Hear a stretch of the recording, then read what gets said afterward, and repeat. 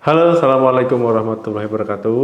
Teman-teman, ya sebelumnya di video sebelumnya ini sudah kita bahas penyakit tersering yang dialami lansia. Nah, ini sambungannya pada video ini kenapa dipisah? Ya dibagi dua bagian supaya tidak terlalu panjang dan juga tetap menarik dan teman-teman bisa memahaminya. Jadi pada video kali ini kita akan membahas penyakit tersering yang dialami lansia.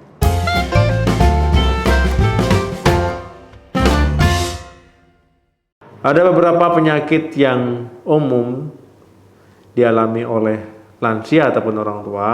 Di antaranya yang pertama adalah diabetes. Diabetes ataupun kencing manis ataupun sakit gula, ya ini kondisi yang bisa dialami oleh lansia ataupun orang tua. Ya seiring bertambahnya waktu, usia, ya kemudian dengan beberapa kebiasaan dulu, pola hidupnya, pola makannya, ya itu akan mempengaruhi kondisi ya di hari tua. Nah, banyak orang tua sekarang ataupun lansia yang mengalami penyakit diabetes ataupun gula darah tinggi, kencing manis. Untuk orang tua yang terkena kencing manis ataupun diabetes, ya sarannya tetap harus mengkonsumsi makanan yang sehat. Ya, kemudian kalorinya dan juga gizinya harus diperhatikan. Kemudian juga teman-teman harus menjalani pola hidup yang sehat, ya olahraga, aktivitas fisik.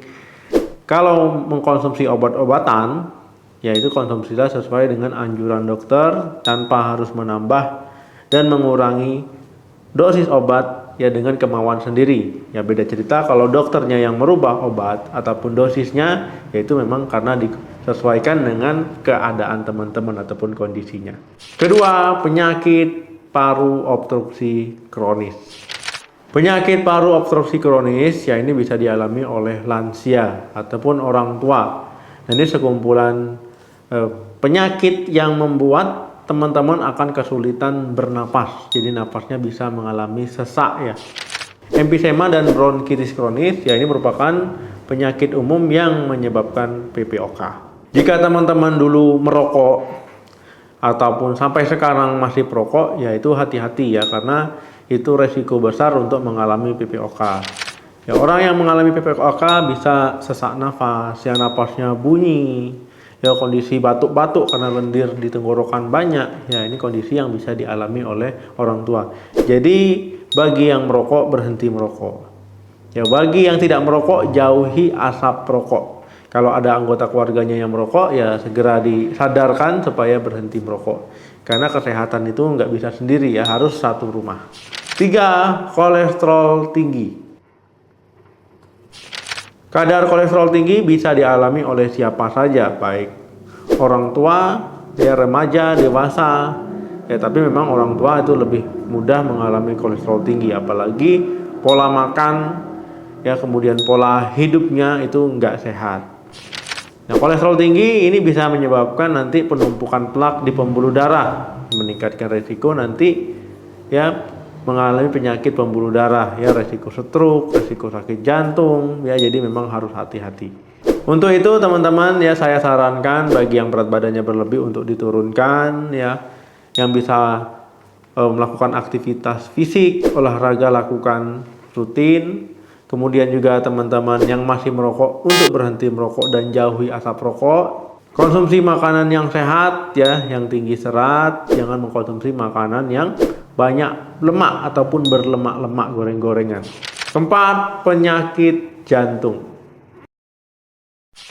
Resiko penyakit jantung akan lebih meningkat di usia lanjut, ya usia tua. Ya misalkan serangan jantung ataupun gagal jantung. Nah, ini harus hati-hati. Ya karena kalau saat usia tua apalagi ada penumpukan plak di arteri ya pembuluh darah, ya ini teman-teman beresiko mengalami serangan jantung. Untuk mencegah supaya tidak terkena penyakit jantung di usia tua, ya sebaiknya teman-teman ya perhatikan asupan makanannya, jangan mengkonsumsi makanan yang berlemak-lemak, ya tinggi kalori. Kemudian teman-teman juga olahraga teratur, ya olahraganya sesuaikan dengan kemampuan diri, jangan memaksakan olahraga yang berat-berat. Jadi teman-teman yang penting aktivitas fisik rutin. Kemudian teman-teman saya sarankan juga untuk selalu mengontrol tekanan darahnya untuk tetap normal. Kalau ada diabetes, gula darahnya harus normal, kolesterolnya harus normal juga. Ya rajin-rajin untuk istirahat. Hindari stres, ya lakukan kegiatan yang menyenangkan supaya tetap bahagia. Kelima, stroke. Stroke adalah penyakit yang berbahaya teman-teman, ya karena nanti jaringan otak bisa tidak tercukupinya aliran darah, oksigen, nutrisi, ya bisa jaringan otaknya bisa mati. Nah, stroke itu ada yang stroke perdarahan dan juga yang tidak perdarahan. Nah, jadi teman-teman ya, saya sarankan untuk tetap mengendalikan tekanan darah, kemudian juga untuk tetap mengendalikan kolesterol, ya karena stroke ini merupakan penyakit yang serius. Jadi lebih baik kita mencegah daripada nanti sudah kejadian ya baru mau mengobatinya. Jadi hal yang paling utama, hal yang paling bagus ya, itu lebih baik mencegah daripada mengobati. Nah, jadi teman-teman memang penerapan pola hidup sehat itu nggak cukup 1-2 hari, tapi kita lakukan seumur hidup, pelan-pelan bertahap. Keenam, depresi. Orang tua lebih beresiko mengalami depresi, ya bukan berarti orang tua semuanya depresi, itu enggak, tapi lebih beresiko. Depresi ini juga bisa dialami oleh orang muda. Nah, depresi ini bukan kondisi yang wajar ya ataupun secara alami akan dialami orang tua, bukan, tapi memang lebih berisiko.